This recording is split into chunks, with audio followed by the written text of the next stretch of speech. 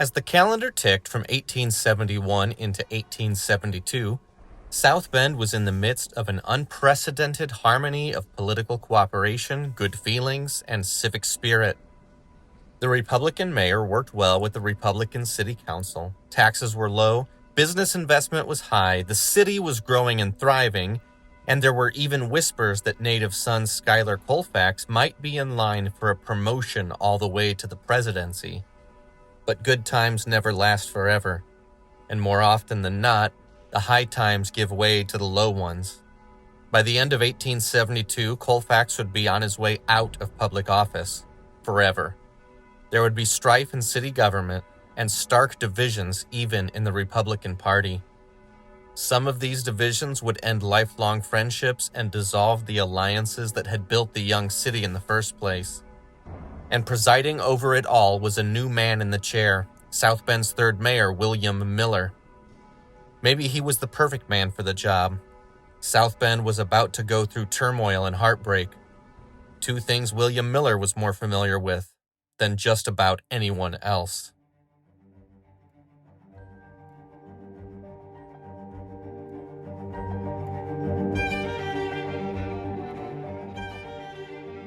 Hello and welcome to A Bend in Time, presented by the History Museum in South Bend. I'm your host, Aaron Hellman, and during this 8-episode series, we're going to dive into the dawn of the city of South Bend, the first 25 years after its incorporation, through the lens of its first 8 mayors. During the course of this episode, you'll hear fictional advertisements for very real historical companies and products. We do that to help break up the podcast, provide some levity, to include just a little more history than we could otherwise, and to give you a sense of the time and place when and where all of this was happening.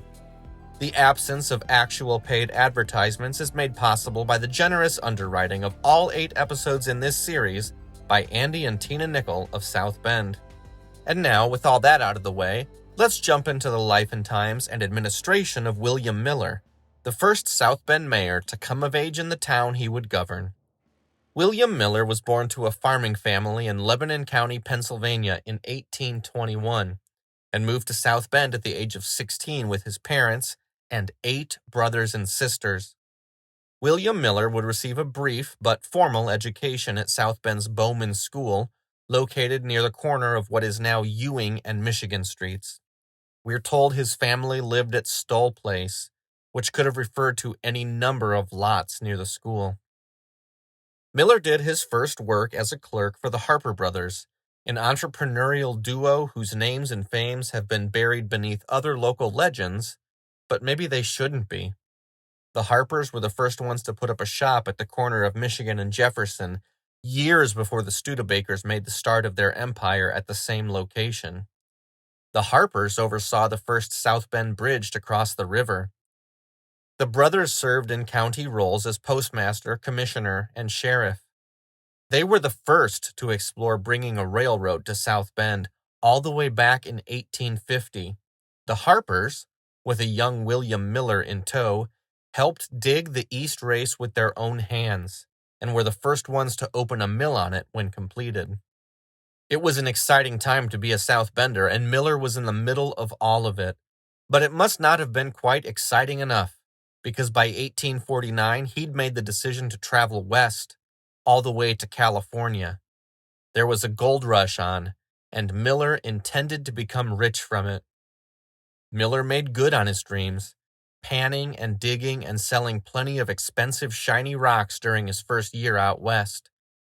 But for as much money as there was to be made in gold, Miller recognized that the rush provided him an even more lucrative opportunity. Yes, there was money in gold, but there was more money in the men looking for it. Miller began building stone bridges for the railroads that delivered men to California in droves. He was successful in this endeavor too, and Miller's life might have seemed to be kissed by luck and fortune. He was around the first wave of successful South Bend entrepreneurs, landed in California when there was still gold to find, then got out before competition became too fierce among the panners and the miners. Now the real riches were in railroads, and that's where he was too.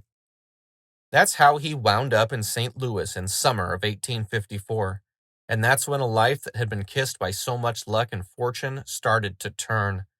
St. Louis had been dealing with a cholera outbreak for years, and by the end of August, the local pandemic turned apocalyptic, killing 500 people in just one ward of that city in a week. Most of the sick waited to die or prayed to get better. Most of the healthy ones fled the city.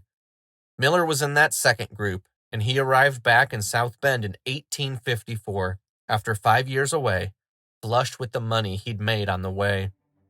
We'll meet him back in the city right after the break.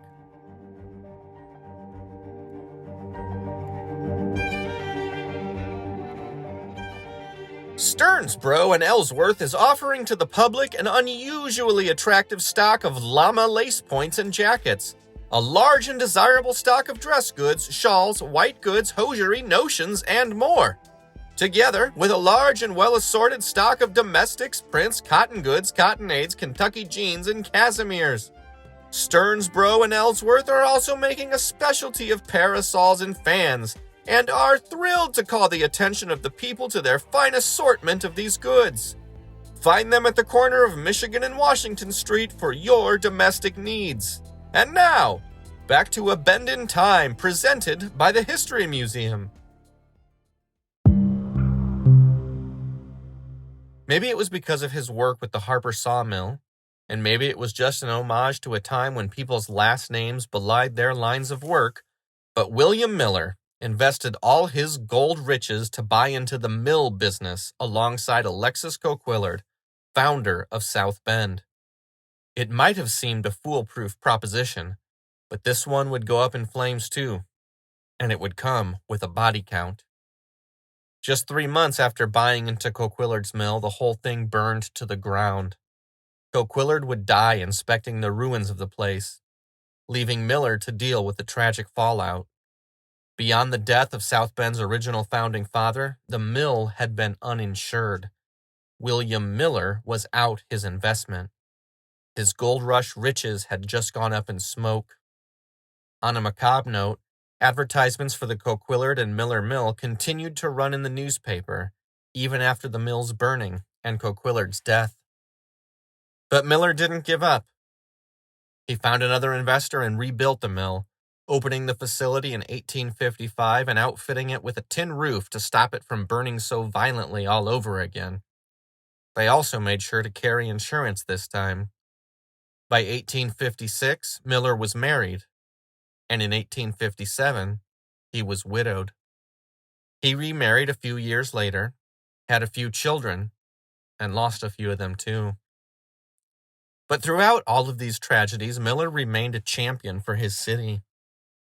In 1865, he was elected as the city's first councilman from the First Ward, and this is where the research into the early life of William Miller starts to become more than a little confusing.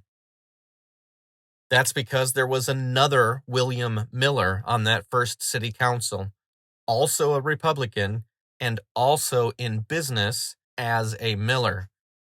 As if that wasn't confusing enough, both William Millers also had sons named William Miller, who would follow them in business and politics. The elder William Millers even went into business together at one point, and both drew up estate plans that gave their share of their shared business to their sons in the event of death. That means that William Miller the Miller willed the Miller and Miller mill to William Miller, and because that's not enough to drive a historian nuts, both elder William Millers married Marys, and when Miller the mayor's Mary died, he remarried a Mary after the first Mary was buried. In order to maintain the historic veracity of this episode, I have taken care to only mention the anecdotes that are provably connected to our William Miller, the third mayor of South Bend, although it is possible and likely that more stories could be found and told about the man, if only we could be certain which of the 4 William Millers the newspapers were talking about. What we do know for sure is that by 1872, William Miller was lifted up as a Republican candidate for mayor. South Bend was still a proud bastion of Colfax Republicanism, and it was a foregone conclusion that whoever won the Republican nomination would win the mayorship. That meant that the real battle would come before the city's elections. It would come at the city's Republican convention. The convention was an inflection point for South Bend's Republicans. The most conservative of them were opposed to any investment that would raise taxes or increase the city's debt. More pragmatic centrists recognized that in order to establish itself as a thriving city, South Bend would need more investment, and it would have to deal with all the costs that came with it. Miller was one of these, and after 3 contentious ballots, he was his party's candidate, but it wasn't necessarily a consensus. There was a distance and a fracture in the Republican Party that would sow discord through the duration of Miller's term. After winning the mayorship with a 2/3 majority, Miller was inaugurated on May 13, 1872. The shine on South Bend started to dull shortly thereafter. Schuyler Colfax lost the vice president nomination, and by the fall, he found himself surrounded by the swirling tempest of the credit mobilier scandal. There were also issues to be dealt with back home. In June, the Studebaker factory was visited by a devastating fire that decimated the facility. By this point, Studebaker had taken to calling itself the largest vehicle builders in the world, and its position as South Bend's preeminent business and employer was secure.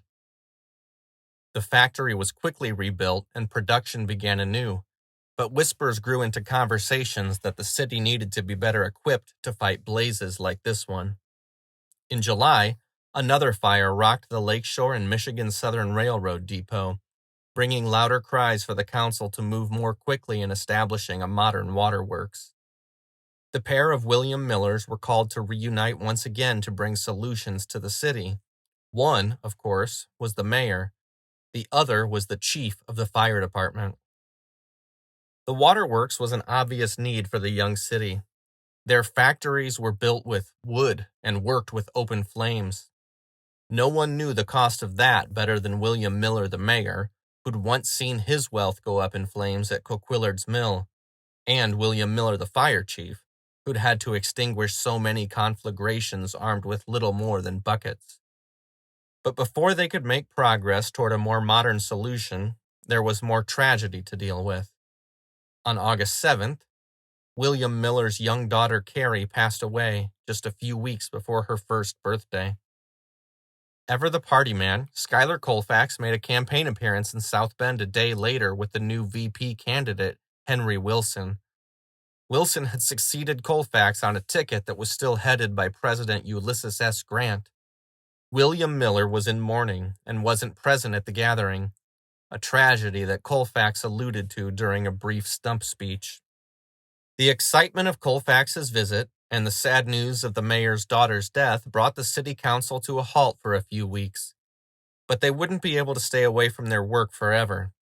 There was still the matter of the waterworks to figure out, and while the project had been imagined as a way to put out fires, the debate around its construction had the effect of very nearly burning the city government to the ground.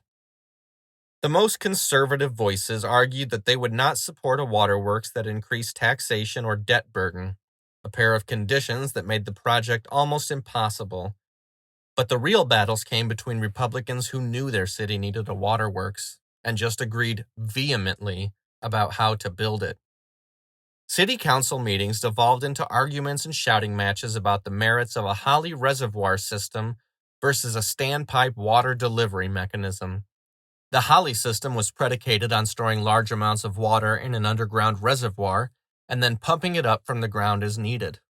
The standpipe system involved pumping water into a tall structure and letting gravity drive the flow of the water as needed, the same concept that modern water towers use today. That's an oversimplification of both methods, and there's more to be said about the pros and cons of both, but that's a different podcast for a different podcaster. Just know that the people of South Bend had very, very strong opinions about both.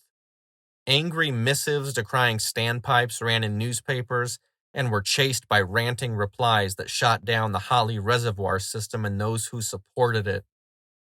The Holly system was considered more modern and more futuristic, but would require bringing in contractors from New Jersey to build it.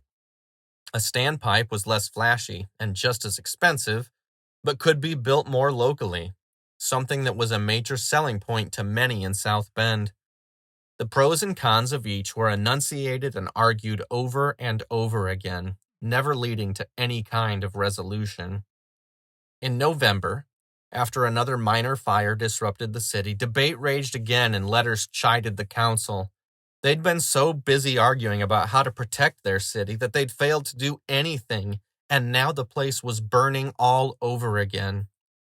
By the beginning of 1873 and Miller's second year in office, they weren't much closer to a consensus and stuck at the same standstill for more than 6 months. Now there was another tragedy that would stall things even more. This time it was the death of William Miller's second wife, Mary. The stalemate continued until March. That's when Schuyler Colfax was officially replaced as vice president and made the trip back to his home in South Bend. This is how contentious things had become. It took the glad handing of a former vice president of the United States to grease the wheels of local democracy. On March 20th, the city's water commissioners, led by John Studebaker and encouraged by Colfax, announced their intent to contract for a Holly Reservoir water system. And that should have been the end of it. But it wasn't. Battle lines were drawn. Colfax and Studebaker backing the Holly system, and Leighton Pine from the Singer Sewing Machine Company shouting the loudest in favor of the standpipe. Ahead of the 1873 city elections, political parties were literally dissolved. Voters did not care one lick about Democrats or Republicans. Candidates ran as Hollyites and standpipers, and in the end, the standpipers won. It was almost unconscionable that the preference of Studebaker and Colfax could be voted down by the masses, but there it was, maybe evidence of the first chink in the invulnerability of South Bend's Republican machine. An angry John Studebaker railed that the standpipe would not provide enough water pressure, and Leighton Pine argued right back at him that the standpipe would provide enough power to soak Mr. Studebaker, even if he was all the way at the top of the belfry of his factory, some 130 feet high. Studebaker called Pine's bluff, and they wagered a cow on it. On December 25, 1873, shortly after the standpipe was completed, the waterworks was ready to be put to the test. Families put their regular Christmas plans on hold, and hundreds of people poured into the city from each corner of St. Joseph County and beyond. The morning's program began with the city's 4 hose companies each hooking into connected hydrants, then spraying water over the top of the Presbyterian Church at the corner of Washington and Lafayette Streets. Once those 4 exercises were completed, revelers and observers were moved to the Studebaker factory, where Pine and Studebaker would make good on their bet. The earlier demonstrations of the day had already proved the result of the contest, but John Studebaker was a man of his word. He, along with Schuyler Colfax, made the solemn trek to the top of the belfry during the frigid December morning and made a show of eating a quiet lunch in view of hundreds of curious onlookers. A committee of judges were convened to stand watch to determine whether or not Leighton Pine had adequately proved his side of the wager. The judges weren't necessary. Shortly after the water was unleashed toward the top of the belfry, a very wet Studebaker and Colfax beat a hasty retreat. Studebaker waved his arms and conceded defeat, then presented the cow to Pine. The animal was decorated with ribbons and bows and accompanied by a brass band and a carriage procession that followed Pine back to his home. The cow was quickly auctioned off for the benefit of the Ladies' Benevolent Aid Society.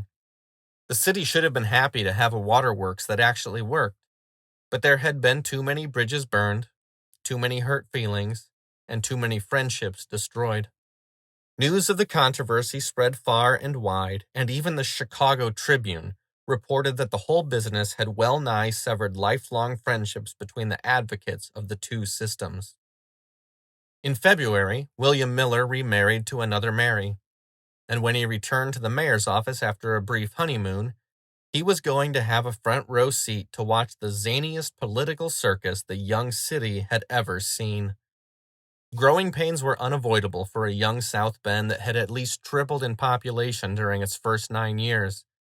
But the growing pains usually came from strange and unexpected places, often left unrecognized until it was too late. That's what happened during the Republican primary of 1874. And that's our next stop in this wild story, right after the break.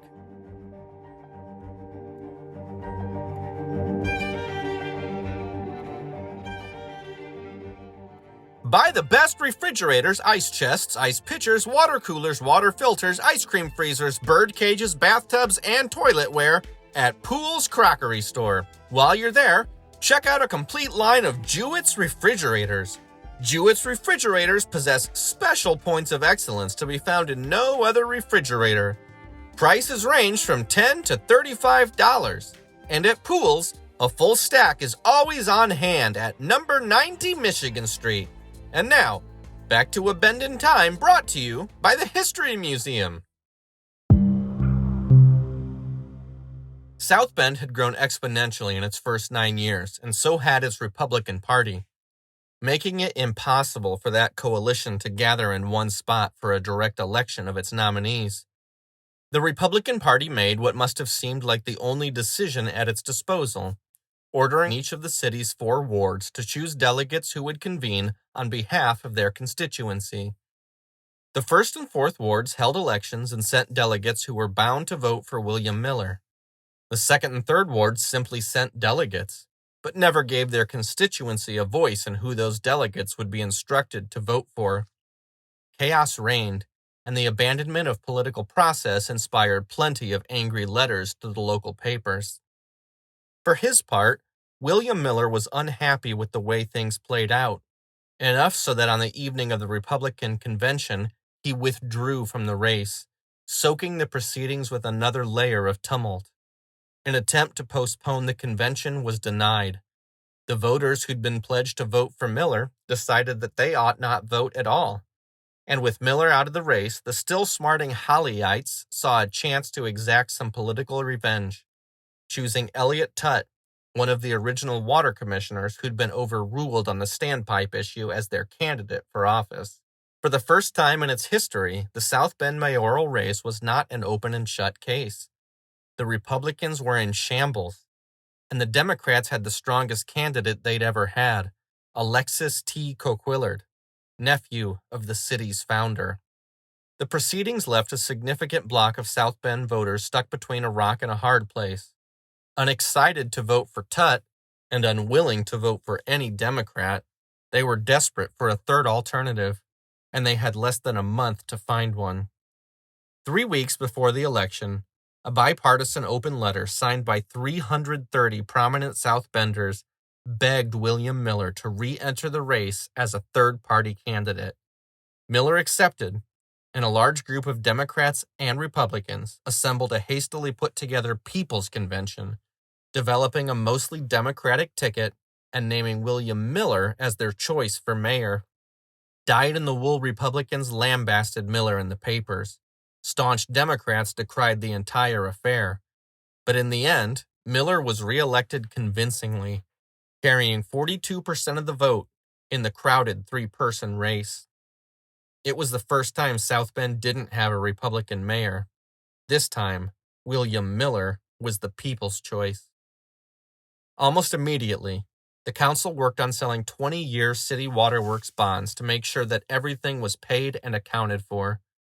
Miller united the Republicans, Democrats, and People's parties behind the plan, and by the end of 1875, the waterworks was funded.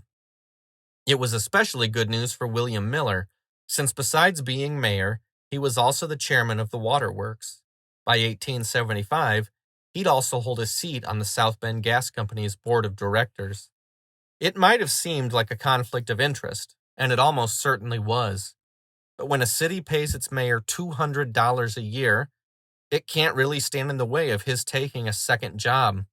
And despite having, or because he had, a foot in several rings, Miller was able to quell the shouting of local politics and bring things back to a relative sense of normalcy. By the end of his tenure, he would be back in the good graces of the Republican Party and would be named chairman of the St. Joseph County Republican Convention. The People's Party would not be seen again, a one-hit wonder in South Bend's long and complicated political history. The city had come to a kind of maturity. It had paved roads and sidewalks, gas-powered streetlights, railroads, schools, and running water. It had weathered a political storm and come out the other side. Miller departed the mayor's office in 1876, just a few months after Alexander Graham Bell patented the telephone, taking with him the thanks of the city council and holding an impressive and complicated legacy.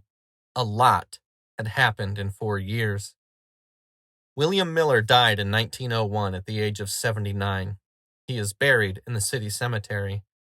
The standpipe that the city fought so hard to get stood at the current location of the Century Center until they began to dismantle it in summer of 1930.